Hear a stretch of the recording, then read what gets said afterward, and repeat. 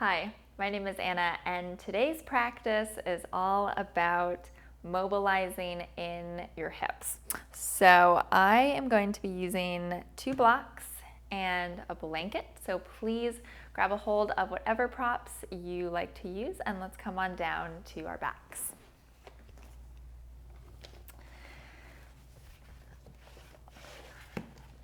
All right, so starting off here, be on our backs with your feet on the floor. Just let your arms relax. Now we're going to take your right fingers into your right hip crease and start to pull your right knee in towards your belly. And then we'll step that back down. And then let's do that again. Pull that knee in, and then with your fingers, you're kind of deepening in that hip crease. So this is called hip flexion. And then set that back down. And let's do that one more time. And notice here that as you pull that in, that you're also kind of zipping up in your pubic bone. So you don't want to feel like you have kind of this arch in your back and then you're trying to pull your knee in. So kind of zip up in the pubic bone here and pull that knee in. So it might just come to about 90 degrees. That's fine. If you want to pull it in a little bit more, that's fine as well. And then we'll just start to move into internal and external rotation in the hip. And so when the foot kind of moves out to the right, that is going to be internal rotation in the hip. And then when the foot moves in toward midline, that is external rotation in the hip. And so keep moving there, and you can kind of imagine kind of up near around the area of where your right fingers are, like you have that hip, it's kind of that ball and socket, and you're just moving within the actual joint. That might be a really different feeling than you're used to. And then let's go ahead and set that right foot down. So we're zipping up in the pubic bone. Now the left fingers go into the left hip crease and pull that knee in and set the foot back down. And pull it in. Notice we're not arching the lower back way up off the floor. Let's do that one more time. It's feeling like you can really kind of deepen in that hip crease with your fingers. So the knee comes in, does not really matter how far it comes in. And then we'll just start to roll the hip into internal and external rotation. When the foot moves away, that's internal. When the foot moves toward midline, that is external. And just envisioning that movement coming up within the joint.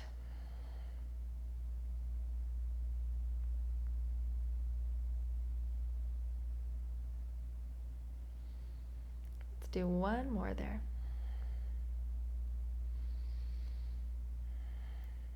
Nice. And then we'll set that left foot down. Awesome. So with your feet firmly planted on the floor, go ahead and take your hands onto your front pelvic points and kind of lengthen the tailbone down as you pull the front of the thigh and the front of the pelvis up toward your face.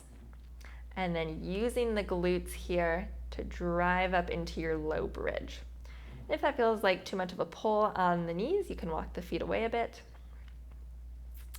And then from here, we're going to lift and lower. And so starting toward the upper part of your spine, we're just going to slowly lower the spine down all the way top to bottom, and then coming back up. So kind of curling the tailbone under a bit, and then lifting up, but restraining the front of your rib cage. So we're not popping and arching the back. So let's do that a couple more times. Slowly lowering down.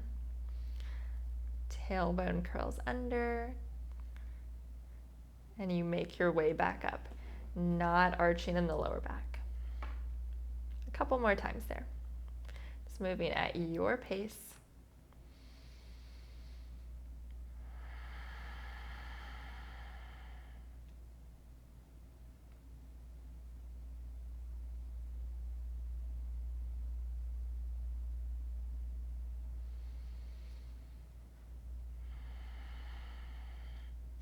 Okay, so then this next time you come down, let's just hold it there.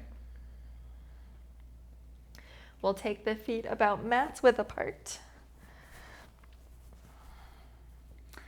And then we'll take the pubic bone, zip it up here, tailbone kind of scoops down, and then let your knees fall over to the right, but keep your left foot on the floor. So we're pushing into that left foot, and then feel like that same bridge feeling in this left side.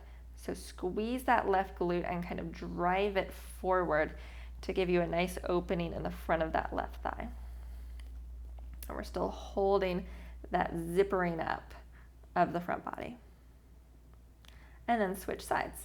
So we'll take the knees over to the left, pushing down into that whole right foot, squeeze that right glute, getting that opening in the front right thigh.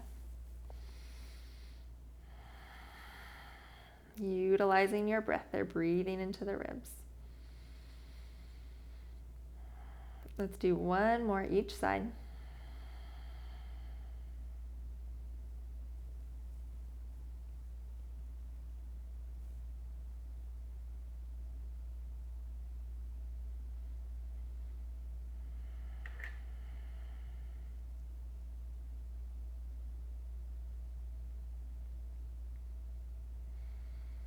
Nice, and then come back through center. You can roll on over to your side and then push yourself up and come into a tabletop.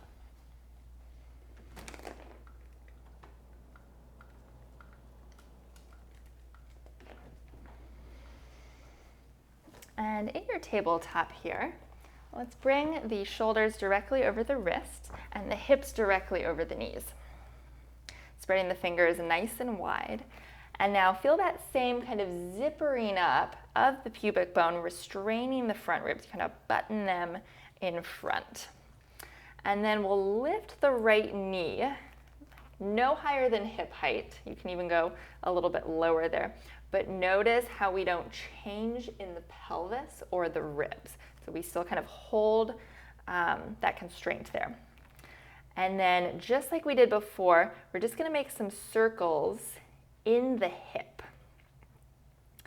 And so you can really think about this happening at the level of the hip joint rather than just the knee circling. And then switching directions.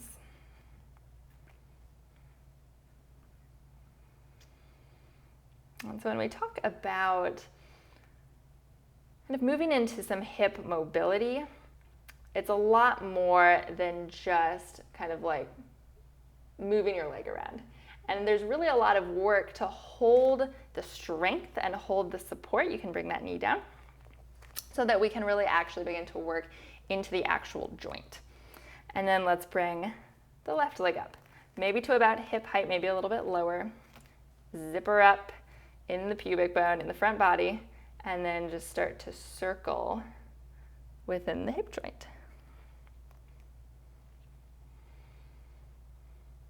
And a lot of times the movement is actually going to be a lot smaller than you expect it to be, but it's probably going to be a bigger feeling. And we'll switch directions.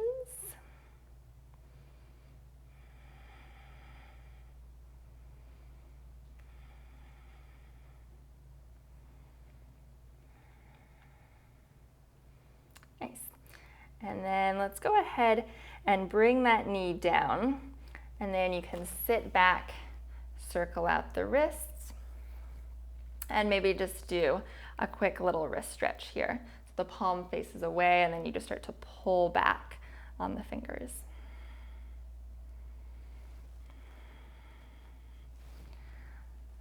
Switching sides if you're with me.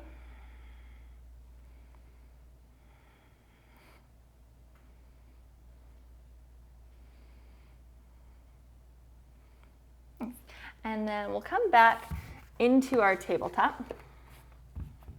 And we're coming up into downward facing dog. So if you are someone that likes to use blocks in your down dog, you can set them on their kind of lowest setting there with your hands on them.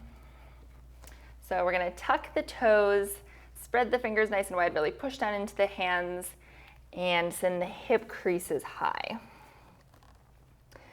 So you can always bend your knees a lot here, but I want you to think about taking those hip creases and really reaching them up so that even here we are working on that hip flexion, just in a different position. You can let your head relax there, maybe shake it a little forward and back. And then we're going to walk the left foot in toward midline just slightly. Pick the right leg up to hip height. And then bend the knee. Hold your front body in. And then roll just the top of the thigh. Roll the hip open without changing anything else. So we've got external rotation here. So we're just moving in the hip joint without turning in the pelvis or the ribs. Nice. And then we'll step that right foot down. Left leg reaches up. Hip height. Bend the knee just from the top of the thigh. Roll that hip open. That might be a tiny movement, and that's perfectly fine. Right, but work on holding that strength everywhere else so that we can really start to target the hip.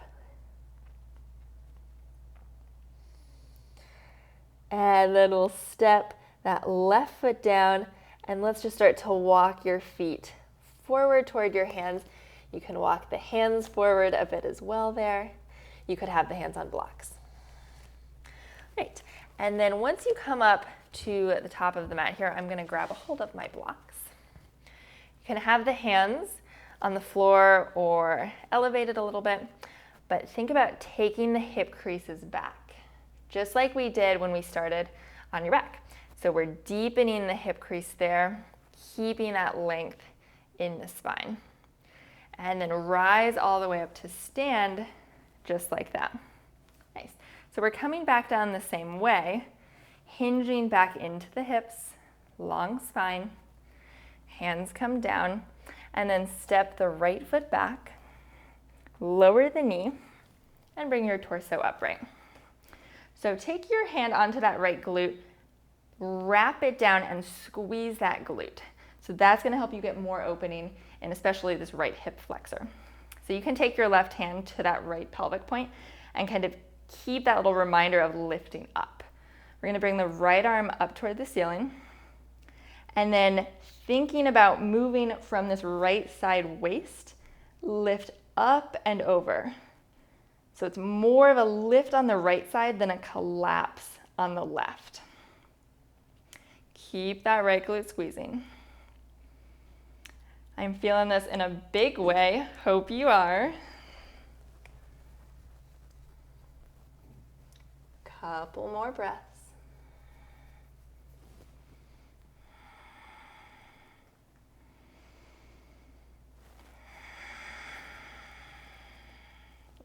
And then we're going to take this right hand down to the floor and come into a seated twist.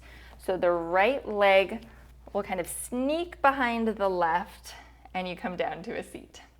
So you can always elevate your hips on a block or a blanket, and you can always kick this bottom right leg straight out in front of you to make this a little bit less intense. And we're going to take the left hand down to the floor and reach the right arm up and over and get heavy in that right hip.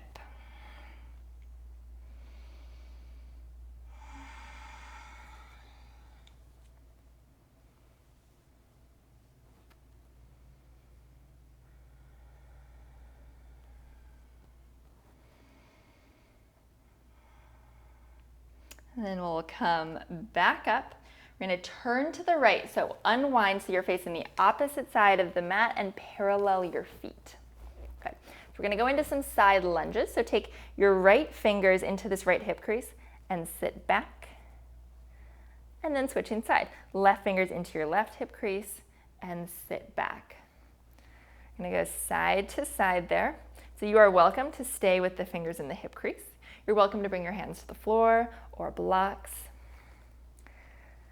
See if you can keep your weight centered over the middle of your foot so that we're not just kind of driving back into the hamstrings. But we're working on getting that deepening of the hip crease.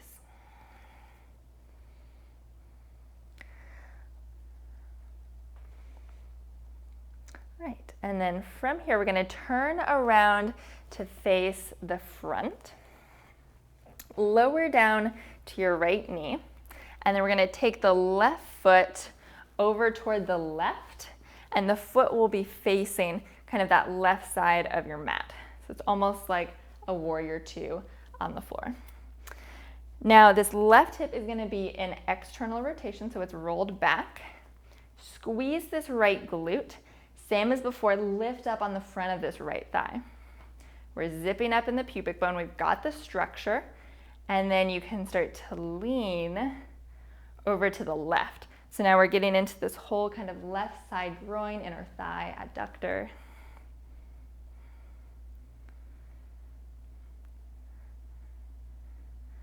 So doing a couple more there. Pausing anywhere you need it.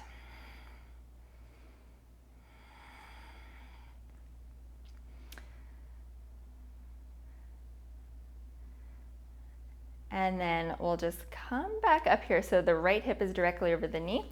We'll take the left forearm to the left thigh and reach the right arm up and over. And then send your breath into this whole right side of your body. You can let your head relax.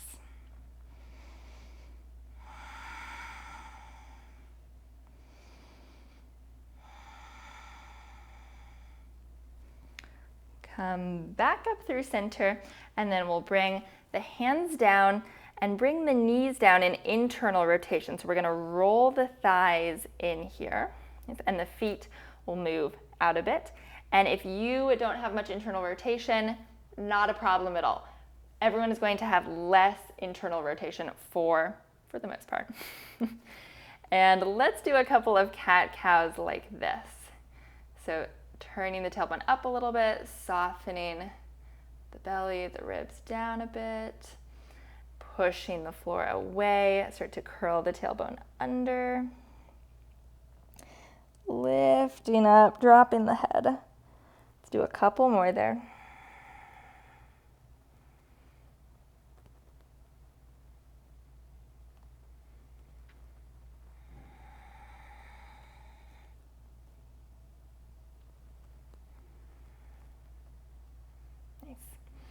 And then coming back to neutral, and you can realign your legs.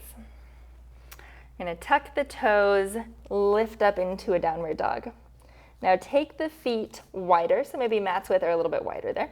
Start to walk the hands back, and then we're going to drop the heels down, turn the hips out a bit and the toes out a little bit. So we're kind of in this little squatty position. You can be up on your fingertips. And then holding the belly up, holding the ribs together. So we are helping to create more space in the hip joints. You can let your head relax. Use your breath. Imagine you could send it to anywhere that feels a little bit restricted. This is a big move.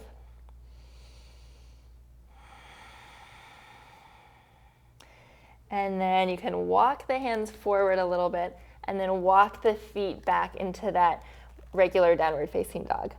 And we'll just begin to walk the feet forward all the way to the top of the mat. You can bring the hands onto blocks or keep them on the floor, but make those hip creases go back. The spine will reach forward, keeping that length as you rise all the way up to stand. We're going to do that one more time on the other side. Inhale, arms come forward and up. Exhale as you hinge and fold. This time, we'll step the left foot back, lower down to the knee, and bring your torso upright. So let's take the left hand onto the glute, that left side, wrap it down and really squeeze that glute. That's going to help you get that opening in the front of the thigh. Now the right hand comes onto that front left hip, kind of that front pelvic point, and the left arm will reach out. So with that right hand, we're kind of like we're holding, we're pulling the front of that or the left thigh up. And then you can reach up and over with that left arm. So thinking more of a lift through the left side of your waist and less of a collapse in the right side.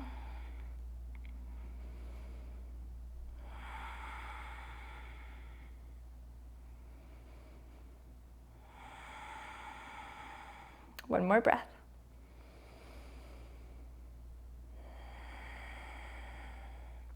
And then we'll bring the left hand down, seated twist. So the left leg kind of sneaks behind the right. Same options as before. You can elevate your hips on something. You could stretch this bottom leg straight out. But let's take the right hand down to the floor. Reach the left arm up and over. And feeling this left hip heavy on the floor.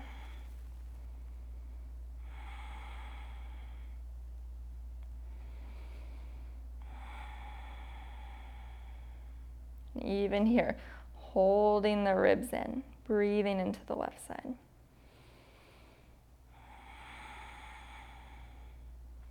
We'll come back up through center.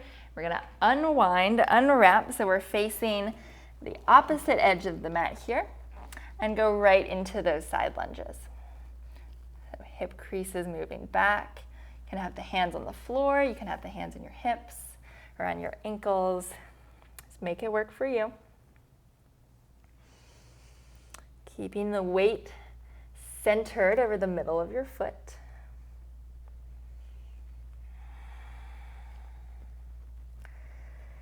And now we'll turn to face the front of the mat. Lower the left knee down. And then we're gonna bring this right thigh and hip into external rotation, so it's rolling out. And the right toes are facing kind of the right side of your mat. Now, same thing as before, left glute wraps down, pull the front of this left thigh up. Pubic bone is zipping up here. And then we can start to rock kind of into that right thigh. Oh, hi, little buddy. And it's always nice here, even to have maybe one hand on front, kind of holding kind of the lower belly, kind of up here, and then one hand on the back, kind of lengthening the tailbone down. I'm just kind of working to provide some structure.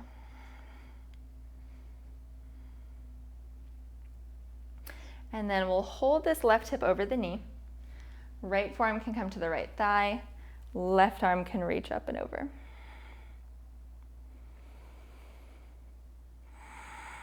Thinking more of that lift from the left side.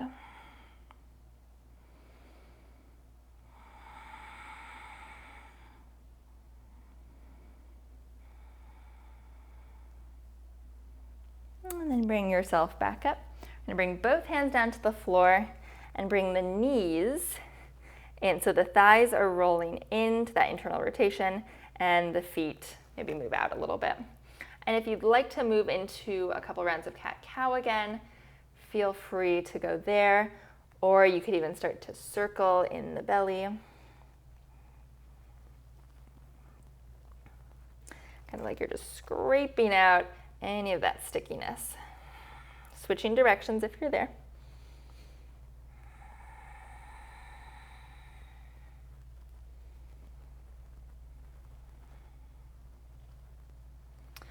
And then we're going to realign the legs, lift up into your downward facing dog, walk the feet wider, walk the hands back a little bit, and then you roll the thighs into external rotation so the feet will turn out a little bit there. Lifting up in the belly, and then walk your hands so they're underneath your chest. A little bit different this time. Hands can absolutely always be on blocks here. Left hand will move underneath your chest, and then turning in the ribs, opening up for a twist. Maybe that right arm lifts up. And switching, right hand comes down, turning in the ribs, Maybe the left arm reaches up.